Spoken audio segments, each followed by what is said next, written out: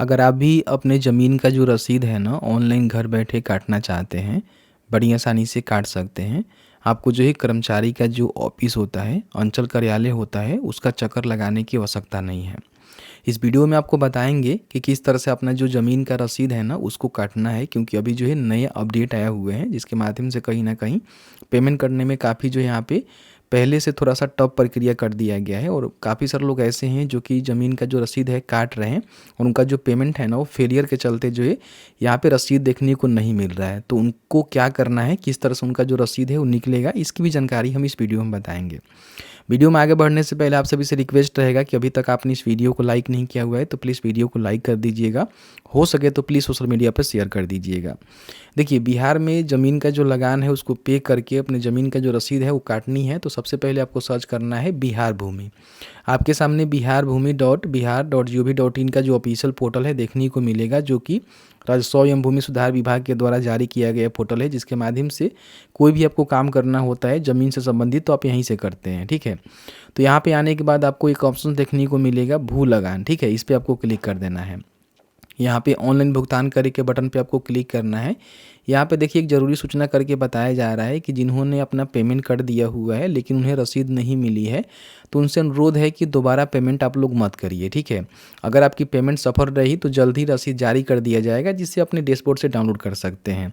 तो ध्यान रखिएगा, अगर आपने पेमेंट कर दिया हुआ है, आपका पेमेंट अगर मान लीजिए यहाँ पे सफल होता है तो फिर आपको रसीद मिल जाएगा। दोबारा आपको पेमेंट इंस्टेंट नहीं करना है, नहीं तो आपका पैसा फंस जाएगा, क्योंकि वहाँ पर बकाया जो है जीरो नहीं दिखाकर फिर यहाँ पे उतना ही राशि दिखाता है।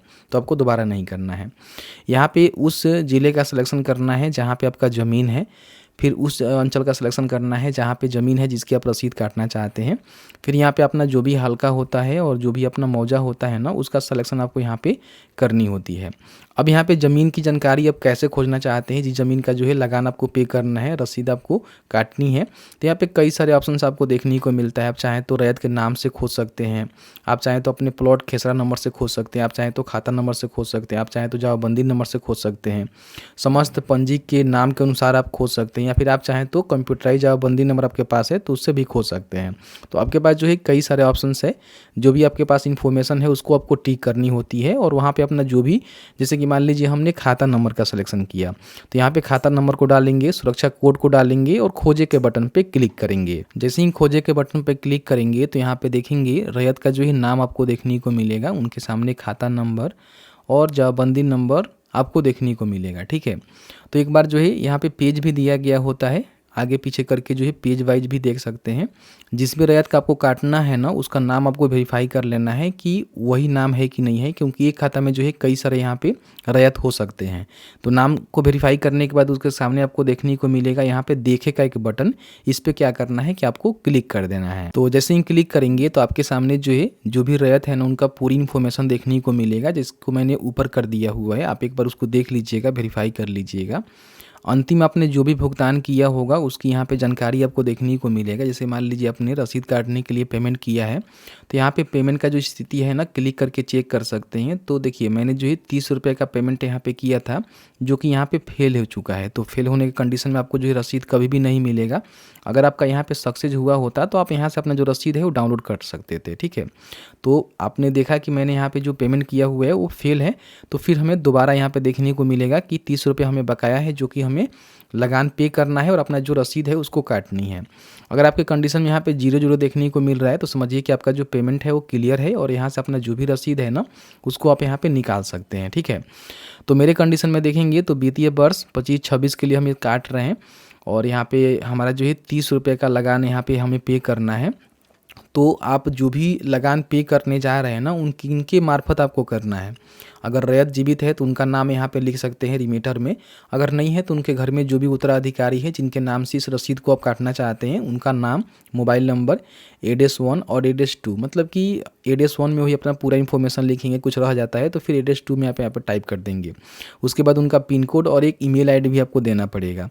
उसके बाद क्या करना है कि यहाँ पर आपको टिक करना है से ही क्लिक करेंगे तो आपके सामने जो है कुछ इस तरह से इंटरफेस आपको देखने को मिलेगा, जहाँ पे भुगतान संख्या और ट्रांजैक्शन आईडी आपको देखने को मिलेगा, जिसको क्या करना है ना कि आपको यहाँ पे नोट डाउन करके रख लेना है, क्योंकि कभी भी आपका पेमेंट फेल होगा तो आप इसे चेक भी कर सकते हैं। उसके बाद ओके के बटन पे क्लिक करेंगे। अब यहाँ पे आपको क्या करना है कि ऑनलाइन भुगतान करे का जो बटन आपको देखने को मिल रहा है ना, इस पर आपको क्लिक करना है। तो जैसे ही क्लिक करेंगे तो आपके सामने जो है कुछ इस तरह से इंटरफेस आपको देखने को मिलेगा। यहाँ पे किन के नेम से आप इस रसीद को काट रहे हैं ना, उसकी जानकारी यहाँ पे देखने को मिलेगा, जिसको हमने ब्लर कर रखा हुआ है। नीचे आने के बाद क्या करना है कि आपको यहाँ पे टिक करना है, और टिक करने के बाद नेक्स्ट के बटन पे आपको क्लिक करना है। यहाँ पे आपको जो है रेफरेंस नंबर भी देखने को मिलेगा, और आपको जो है कितना अमाउंट यहाँ पे पे करना है। जैसे कि मुझे 30 रुपये यहाँ पे करना है, तो यहाँ पे मेक पेमेंट के बटन पे आपको क्लिक करना है। अब जैसे ही क्लिक करेंगे तो यहाँ पे देखिए दो ऑप्शंस आपको देखने को मिलेगा।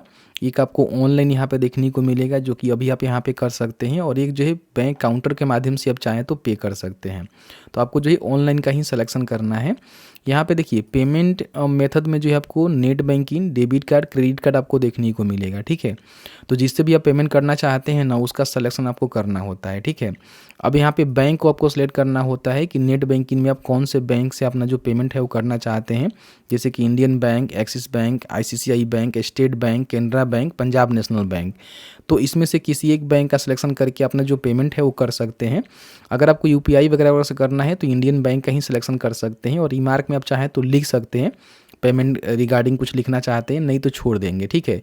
इस कैप्चा को फिल करेंगे, वैलिडेट के बटन पे क्लिक करेंगे, और फिर यहाँ पे सबमिट के बटन पे क्लिक करेंगे तो यहाँ पे आपको देखने को मिलेगा GRN, ठीक है। तो इसको आप चाहें तो यहाँ पे नोट कर सकते हैं फ्यूचर रेफरेंस के लिए, आप चाहें तो इसको छोड़ भी सकते हैं। इसके बाद यहाँ पे प्रोसीड टू पे के बटन पे क्लिक करेंगे तो आपके सामने यहाँ पे देखने को मिलेगा इंडियन बैंक नेट बैंकिंग से आप यहाँ पे पेमेंट कर सकते हैं, और यहाँ पे देखेंगे Indian bank other payment options भी आपको यहाँ पे देखने को मिल जाता है। तो इस पर क्लिक करेंगे तो यहाँ पे देखेंगे तो यूपीआई ऐप के माध्यम से भी पेमेंट कर सकते हैं।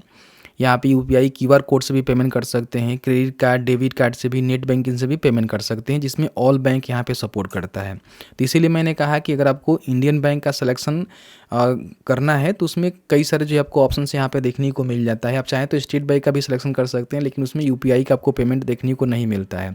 तो कभी भी आपको यूपीआई के माध्यम से या फिर अदर बैंक के थ्रू या फिर क्रेडिट कार्ड, डेबिट कार्ड के माध्यम से पेमेंट करना है तो आप जो है हमेशा नेट बैंकिंग का सिलेक्शन करके इंडियन बैंक का ही सिलेक्शन करिएगा, और अदर बैंक का सिलेक्शन करके यहाँ पे अपना जो QR कोड है उससे आप पेमेंट कर सकते हैं। तो चलिए मैं आपको QR कोड से पेमेंट करके यहाँ पे दिखा देता हूँ। तो यहाँ पे QR कोड को स्कैन करेंगे तो ये पेमेंट यहाँ पे हो जाएगा, ठीक है। अगर मान लीजिए आप यहाँ पे क्रेडिट कार्ड से करना चाहते हैं तो जो भी अपना क्रेडिट कार्ड की जानकारी है उसको डालकर यहाँ पे कर सकते हैं। तो यहाँ पे देखेंगे मैंने जो है पेमेंट यहाँ पे कंप्लीट कर दिया हुआ है। यहाँ पे हम चाहें तो रिसिप्ट को डाउनलोड भी कर सकते हैं। ये पेमेंट का रिसिप्ट आपका होने वाला है, और थोड़ा सा वेट करेंगे, या फिर यहाँ पे क्लिक है to proceed to department portal के बटन पे क्लिक करेंगे तो यहाँ पे आपका देखेंगे पेमेंट यहाँ पे सक्सेसफुल हो गया। यहाँ से आप लगान रसीद को बड़ी आसानी से क्लिक करके इस तरह से डाउनलोड कर सकते हैं। आपका जो है लगान रसीद है, जो कि आप यहाँ पे कहीं भी सरकारी स्कीम का बेनिफिट वगैरह अगर लेना चाहते हैं तो वहाँ पे लगा सकते हैं। हालांकि न्यायालय में नहीं लगता, इन बातों को ध्यान रखेंगे, ठीक है। तो यहाँ से बड़ी आसानी से आप इसको प्रिंट कर लीजिएगा, यहाँ से क्लिक करके, और अपने जो भी कस्टमर हैं उनको दे सकते हैं। कई बार क्या होता है कि पेमेंट फेलियर होने के चलते हमारा जो है रसीद नहीं निकलता है, तो फिर से आपको यहाँ पे आकर भू लगान के बटन पर क्लिक करके सबसे पहले लंबित भुगतान का स्थिति आपको देख लेना है कि आपका जो पेमेंट है हुआ है कि नहीं हुआ है। अगर आपका पेमेंट यहाँ पे क्लियर हो गया है तो बड़ी आसानी से यहाँ पे क्लिक करके और जो भी अपना इन्फॉर्मेशन है उसको डालकर यहाँ पे सर्च करेंगे, और जो भी अंतिम भुगतान वाला ऑप्शन देखने को मिलेगा वहाँ पे आपको पेमेंट क्लियर होने के बाद आपका जो रसीद है ना देखने को मिलेगा, जिसको आप बड़ी आसानी से डाउनलोड कर सकते हैं। तो इस प्रकार से बड़ी आसानी से अपना जो भी लगा रसीद है ना यूपीआई QR कोड के माध्यम से भी पेमेंट कर सकते हैं और यहाँ पे निकाल सकते हैं। आई होप आपको वीडियो अच्छा लगा है तो वीडियो को लाइक करिएगा। आपके मन में किसी प्रकार की कोई भी सवाल होगा इस वीडियो से रिलेटेड हमें ज़रूर पूछिएगा। चलिए मिलते हैं एक नई वीडियो में एक नए टॉपिक के साथ। तब तक के लिए वीडियो देखने के लिए आप सभी का बहुत बहुत धन्यवाद।